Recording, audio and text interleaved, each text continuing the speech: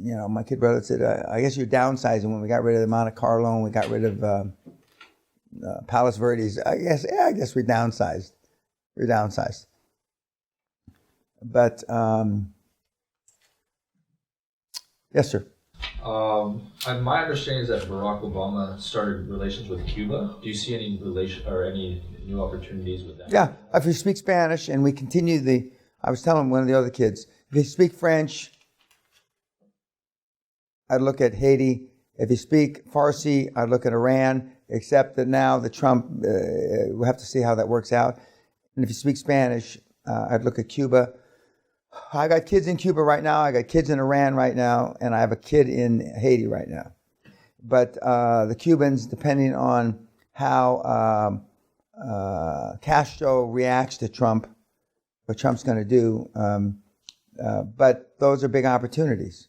That's the same kind of opportunities that when China 20 years ago. But not China, not now.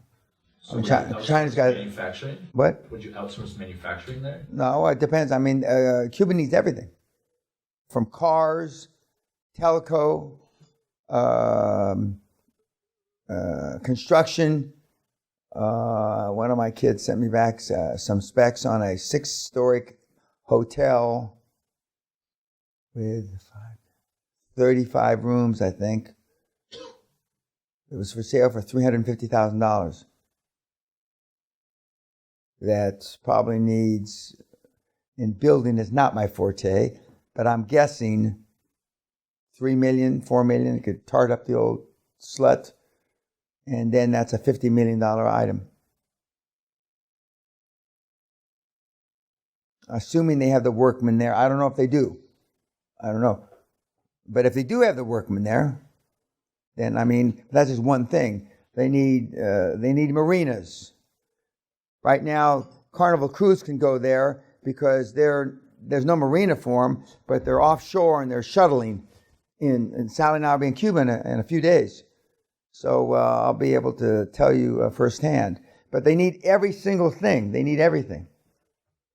I mean, there's no supermarkets. There's no, the only thing they've got is Cuban music.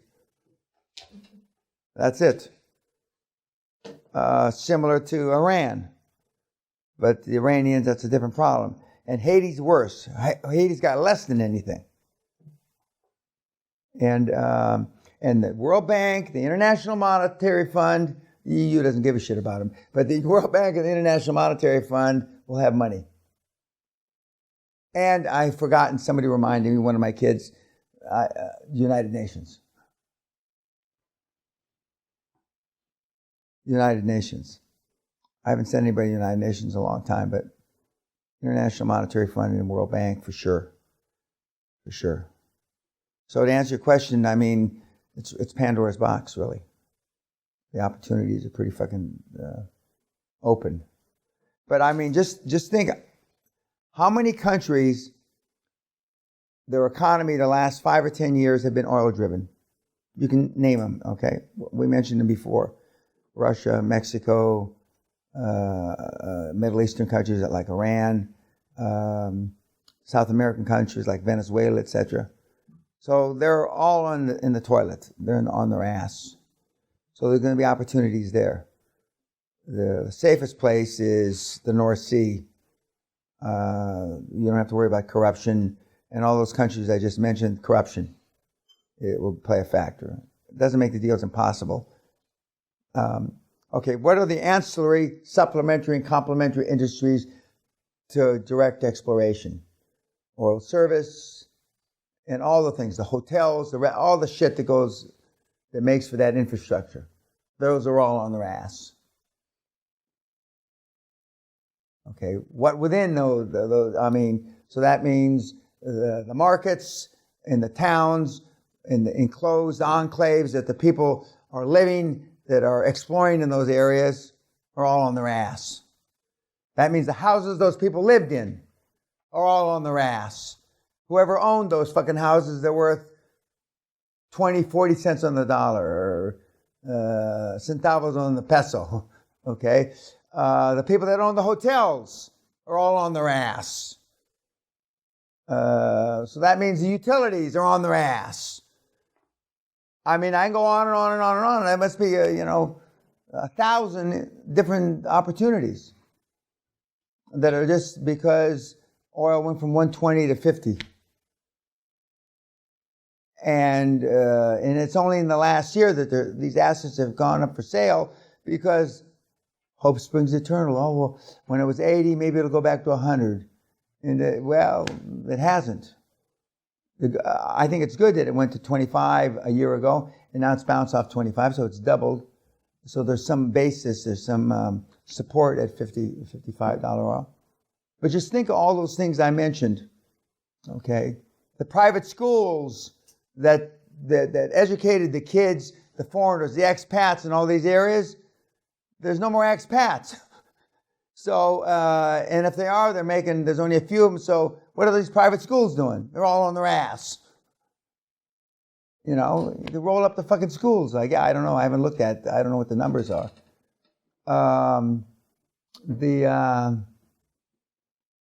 Just like I told you, 200 Audi keys got, the permutations are pretty far ranging.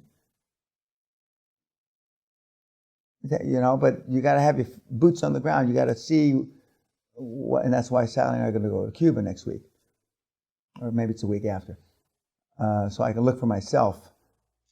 I'm not going to Iran or Haiti, but I'm going to Cuba to see what the opportunities are.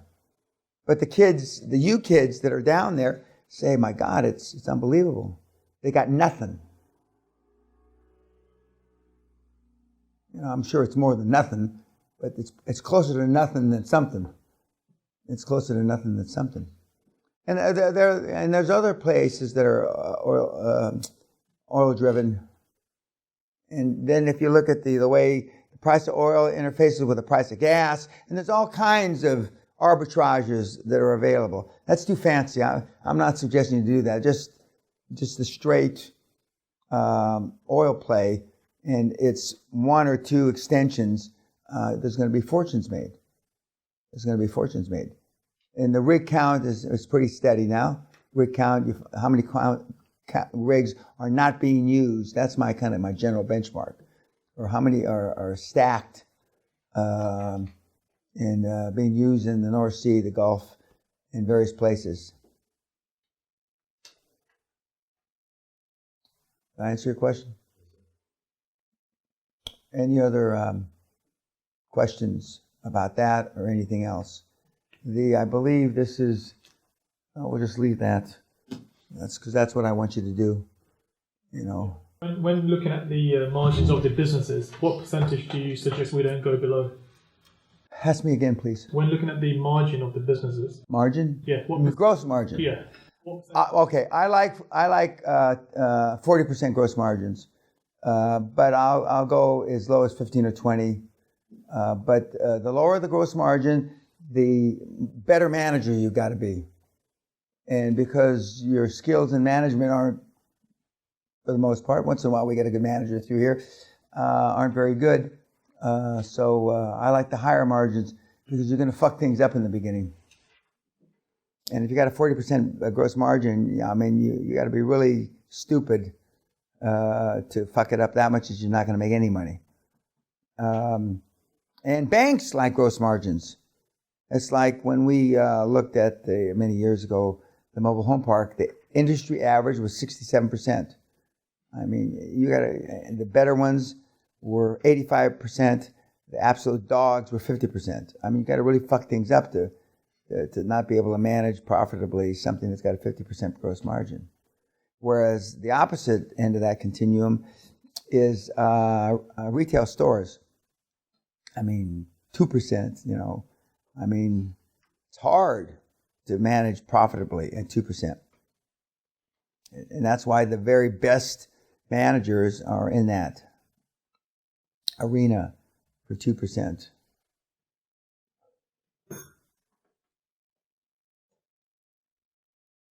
That's where I want to see you. I want you to be snorting that shit up.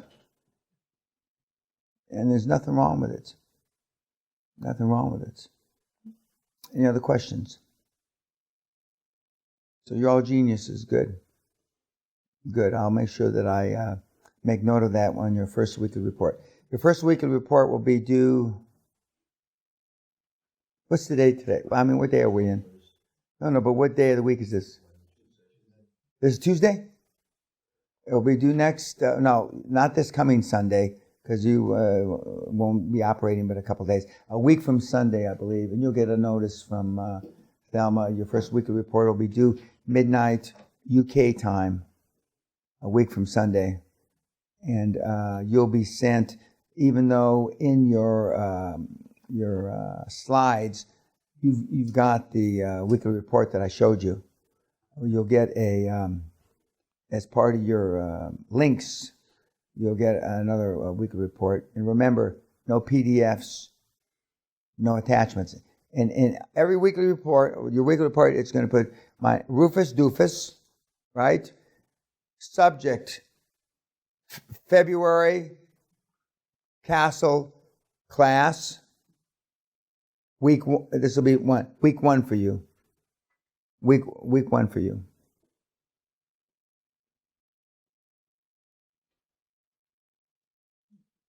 No German. I can actually read them in Spanish, but don't give them to me in Spanish. And no Bulgarian for sure. Or I have to bring in my junior partner, a colleague, the Bulgarian brute, Theodore. Theodore, I'm teasing you. You're doing great. Just keep it up. Keep it up. Put some of these other guys to shame. Any other? Okay, tonight you will have all your materials back in your rooms. I believe, what does the schedule say that we're, when are drinks and hors d'oeuvres and the, what? 7 p.m. and we're going to have the graduation ceremony. I'll make a little speech and poke a little fun of each one of you. Some of you it'll be easier to poke fun at. And then we have the dinner, and then the graduation will inevitably, unless this group is different, go up to the snooker room and up to the secret staircase where the ghosts are. And I always like when I open the door and you look in there and you don't see any light, and I open the big iron gate, and then nobody volunteers to go up first. I know you don't believe in ghosts, none of you, but nobody volunteers to go up first. In all these years, nobody volunteers to go up first. Now, you'll have to squat down because it's not very... I have to squat down, so you're going to have to squat down. But, I mean, all you tough guys, and then we have some fun. We let one go up, and then he disappears into the darkness. And then, who's next? Oh, Michael? And then you hear, yes, you know. And so, and then, but everything's cool. We have nice ghosts here. But it's interesting to see that even though we're all laughing about it now, I mean, we have no volunteers going up that tight, spiral, dark, pitch black staircase. YouTube, thank you very much for your participation. And we'll see you next seminar. And I hope you wish these kids good luck, and thank you. Thank you.